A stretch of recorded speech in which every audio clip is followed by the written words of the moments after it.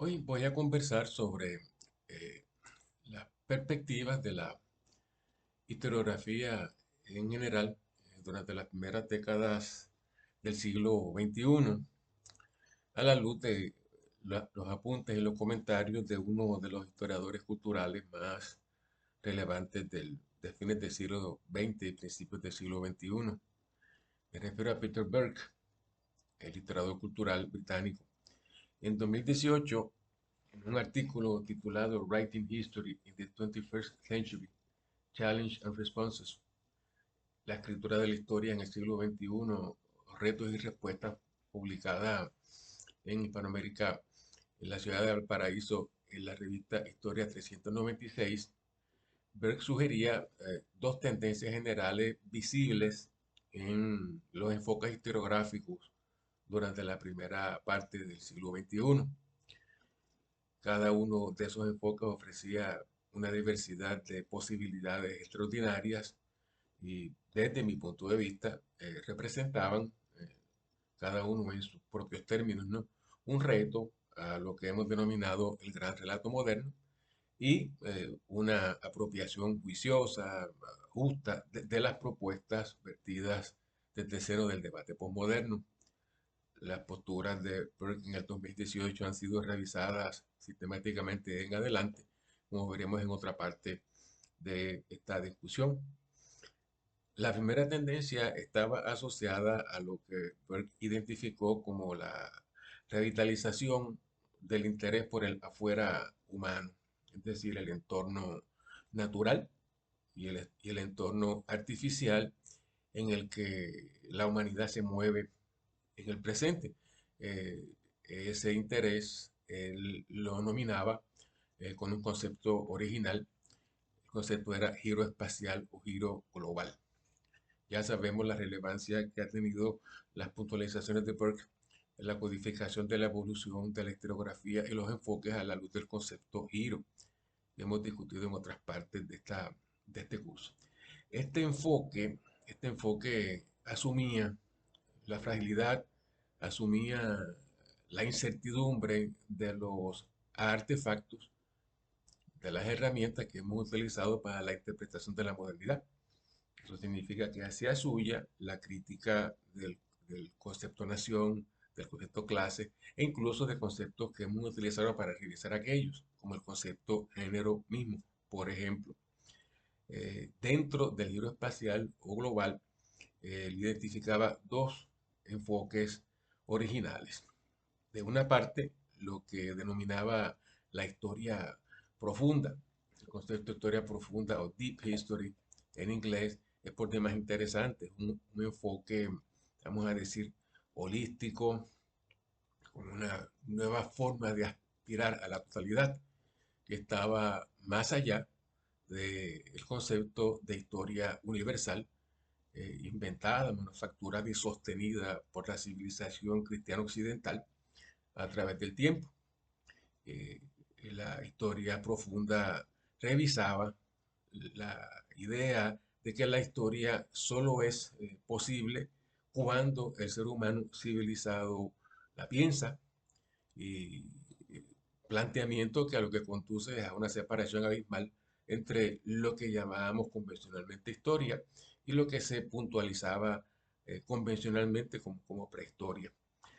La historia profunda alude al tiempo profundo, valga la redundancia, que no es otra cosa que el pasado más remoto de la evolución humana y el tiempo anterior a ella, en busca de lo que denominaba Burke en el 2018 como la gran historia. Más allá del gran relato de la historia, de los grandes relatos de la historia, lo que había que buscar era ese, ese entorno que él denominaba gran historia. La gran historia, teóricamente, comienza con el inicio del tiempo y el espacio. En ese sentido, la metáfora nos refiere a la teoría física del Big Bang. Los proponentes de la historia profunda han encontrado, así lo señalaba Burke en 2018, en la neurociencia, es decir, el estudio de los procesos cognitivos en el cual tanto se ha avanzado durante los últimos 15 o 20 años, un aliado extraordinario. Desde mi punto de vista, la historia profunda derrumba una idea a la cual estamos acostumbrados desde hace siglos los historiadores herederos del humanismo, y es el principio de que sin seres humanos no hay historia. Si dejamos ese concepto atrás, estamos verdaderamente revolucionando lo que significa la historia y la historiografía. El segundo enfoque que Burke señalaba en el 2018 estaba identificado con el nombre de la historia de las cosas o la historia de los objetos.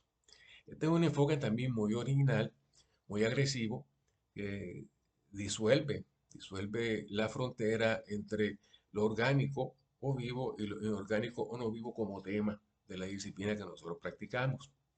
Llama la atención sobre cuestiones muy obvias, y es el papel que han tenido los objetos, las cosas inanimadas, ya sean naturales o creadas por la mano humana, en la configuración de la humanidad.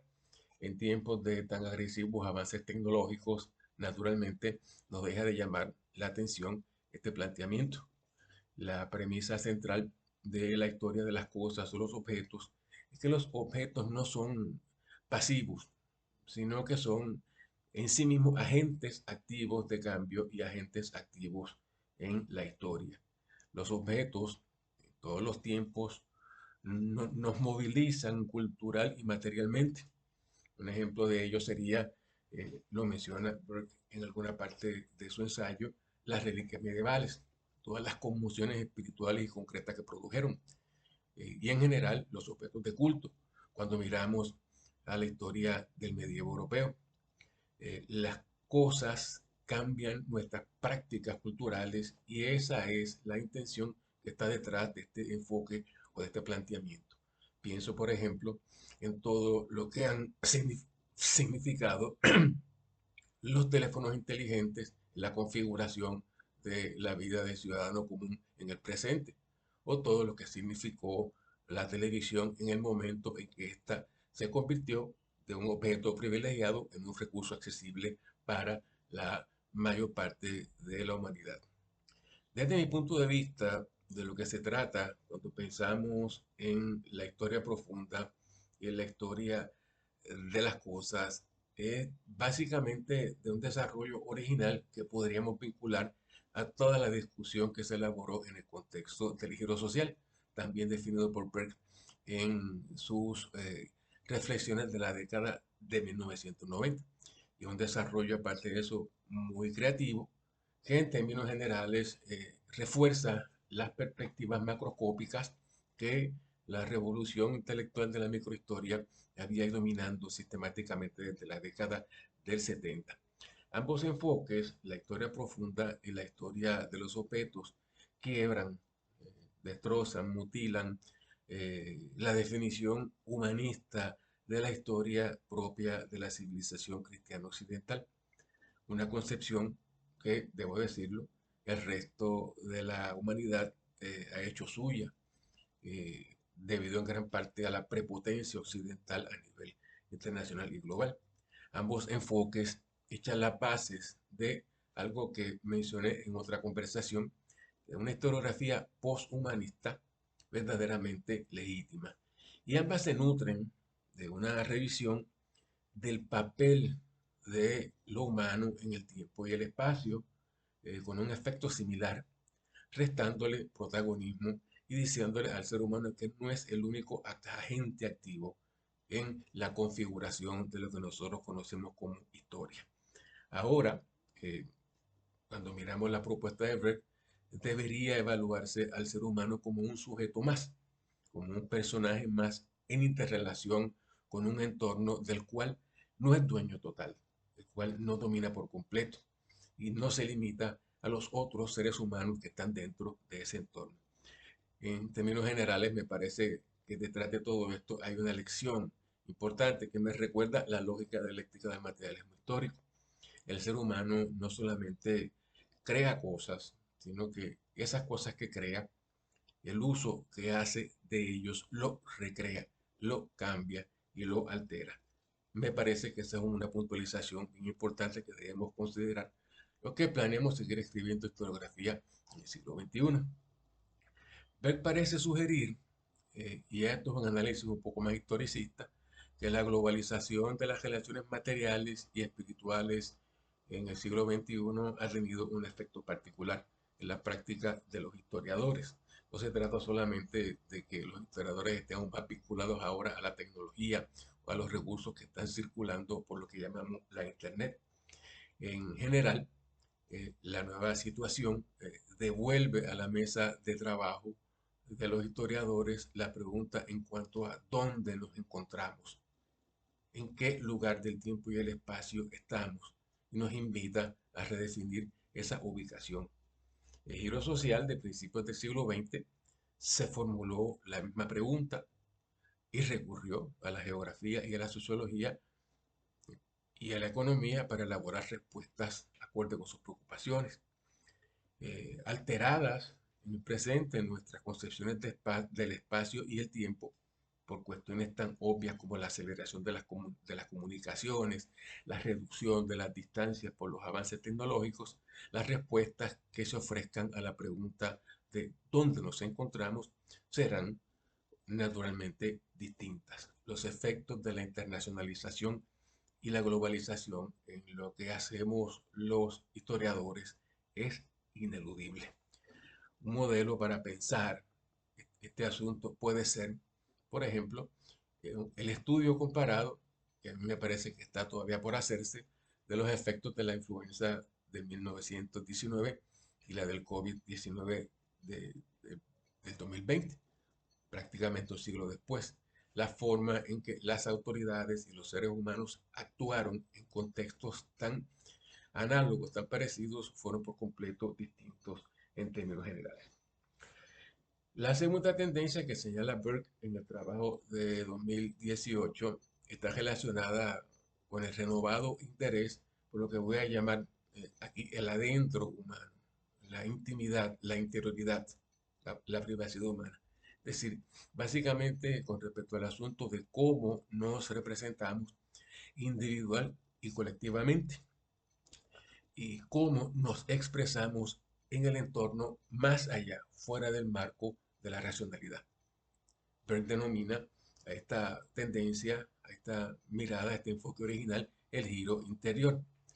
Uno de los modelos más interesantes y más exitosos de lo que identificamos con el giro interior es lo que se conoce en el presente como la historia de las emociones. Brecht articula un discurso bien interesante sobre la historia de las emociones y lo codifica como una expresión de lo que él llama el giro afectivo. No sé cuán exitoso sea ese concepto, pero básicamente ahí está propuesto. La historia de las emociones es una tendencia asociada al estudio de la memoria y al estudio de la subjetividad. Un asunto que a lo largo de las discusiones que hemos hecho en el salón de clase, yo he estado asociando consistentemente con la mirada del vitalismo filosófico de fines del siglo XIX y principios del siglo XX. El enfoque guarda una estrecha relación con la reinterpretación de la capacidad humana, eminentemente derivada del pensamiento nietzscheano, de producir conocimiento válido más allá de la racionalidad. Este es un asunto en el cual, otra vez, la neurociencia aplicada, en este caso, a los procesos pedagógicos y a la educación propios de la era de la revolución tecnológica y la Internet, ha convertido en un tema central. Estos dos asuntos, ámbitos considerados eh, irrelevantes por la historiografía científica convencional, fuese de tendencias liberales, fuese positivista, materialista y académica, tan centrada en establecer siempre un orden, un cosmos al caos fluyente de las cosas, tiene un poderoso impacto sobre lo que hacemos los historiadores. A principios de este ciclo de discusiones, hace cerca de un año, yo les decía a ustedes que Karl Jaspers insistía en que el ser humano sería incapaz de vivir, de sobrevivir en un mundo, en un entorno considerado caótico. Básicamente, la mirada al mundo de las emociones nos dice que esa postura era exagerada. La historia está llena, a pesar de nuestro interés en darle orden a las cosas, a los elementos que derivamos de nuestra investigación del pasado, la historia está llena de escenarios en donde los sentimientos humanos, la emocionalidad, la irracionalidad toma forma, se expresa y se impone. La relevancia de las emociones como un agente en el cambio histórico está mucho más allá, hay que decirlo propiamente, del sujeto individual, de las emociones particulares. La política, el activismo político, está lleno de momentos en los cuales las emociones dictan, dirigen la praxis en una dirección concreta. Desde mi punto de vista, un ejemplo clarísimo de ello sería el estudio de las situaciones de los soldados en los campos de combate en una guerra cualquiera. Explicar la guerra desde la geopolítica y explicarla a la luz de la participación directa del individuo dentro de ese contexto son problemas historiográficos distintos. Otro ejemplo sería los actos innovadores de la performatividad de la protesta de quienes enfrentaron en Puerto Rico en el verano de 2019 un gobierno que consideraban injusto, de Ricardo Rosselló Nevares.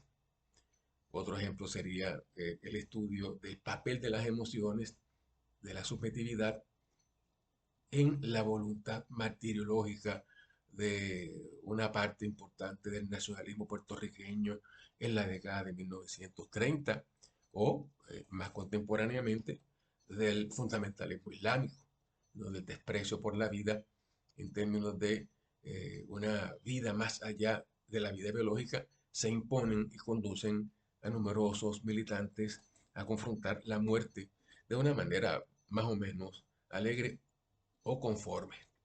O, desde mi punto de vista, las perspectivas de las historias de las emociones, las herramientas interpretativas que nos ofrece, también sugieren la necesidad de una relectura bien cuidadosa de los escritos históricos de dos figuras muy importantes para la historia de Puerto Rico, Eugenio María de Hostos y Ramón Emeterio Betances, dos figuras que se movieron entre el vitalismo científico, como fue el caso de Betances, y el romanticismo, y el positivismo y el romanticismo, como fue el caso de Hostos.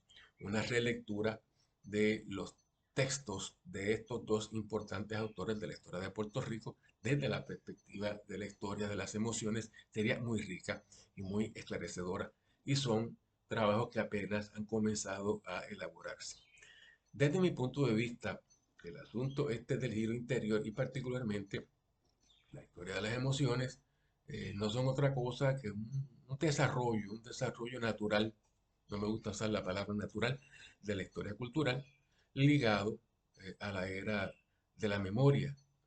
Esta propuesta que desde 1960 en adelante se formula a la luz de la revisión del Holocausto durante la Segunda Guerra Mundial. Ya sabemos cuánto peso tuvo en la era de la memoria, en la era del testigo, la afirmación del valor de los testimonios de las víctimas del genocidio y cuánto confrontaba, cuánto han confrontado las conclusiones que se han derivado de esa revisión, aquellas de la historia documentalista convencional. Eh, el giro interior requiere definitivamente fuentes nuevas y también requiere una relectura innovadora de las fuentes que hemos manejado historiográficamente para formular respuestas a una diversidad de problemas. Estamos en ese sentido ante un intento bien interesante por comprender al ser humano en el tiempo y el espacio, en lo que hemos llamado aquí la historia, a la luz de su subjetividad, su intimidad y sus intuiciones, del mismo modo que lo hemos intentado durante muchos siglos a la luz de la racionalidad y a la luz de la hipotética objetividad que él asume cuando enfrenta problemas concretos. Pero también estamos ante la posibilidad de hacer una propuesta para tratar de establecer cómo influyen las emociones en su interacción con otros seres humanos, en su sociabilidad y en la vida política concreta. Se trata de una tarea que había correspondido tradicionalmente, convencionalmente, a la literatura creativa y a la crítica literaria, al ensayo reflexivo, al psicoanálisis o la psiquiatría en diversas instancias, y que ahora también un conjunto de los historiadores comienza a hacer suya. Una nota común en ambas tendencias, desde mi punto de vista, era la voluntad de dejar atrás el debate posmoderno y las refriegas en torno a la validez del trabajo historiográfico que se habían insertado en el contexto del debate posmoderno. La otra era articular un reclamo para que se reinvirtiera todo lo que fuese aprovechable de aquel momento del debate posmoderno y se retornase a lo verdaderamente importante, hacer historiografía. Ninguno de los debates, ninguno de los giros propuestos ha cambiado el hecho de que el trabajo del historiador es confrontar con sus luces y sus sombras, con sus limitaciones y sus capacidades, los elementos, los rastros, las huellas del pasado, para tratar de formular un discurso coherente desde una perspectiva muy particular, siempre frágil. En ese sentido, el trabajo de los historiadores subsiste en el siglo XXI y es un deber que ustedes como yo tenemos que adoptar con mucha entereza.